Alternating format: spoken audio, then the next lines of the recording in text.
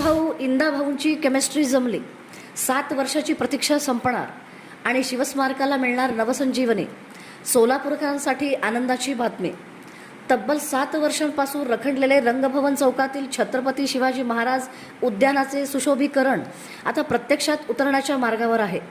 पालकमंत्री जयकुमार गोरे आणि जिल्हा परिषद उपाध्यक्ष इंद्रजित पवार यांच्या समन्वयामुळे ह्या महत्त्वाकांक्षी प्रकल्पाला नवी गती मिळण्याचे चित्र आहे. 2019 मध्ये तयार झालेला विकास आराखडा विविध कारणांमुळे रखडला होता.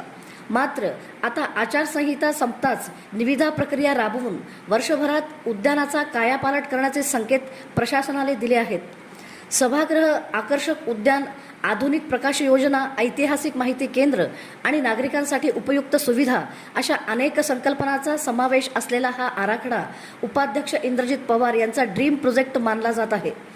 1961 मध्ये उभारलेला आणि सोलापूरच्या अस्मितेचा प्रतीक ठरलेला छत्रपती शिवाजी महाराजांचा हा ऐतिहासिक पुतळा आता नव्या वैभवासह झळकणार असल्याने शिवप्रेमी आणि सोलापूरकरांच्या अपेक्षा उंचावल्या आहेत.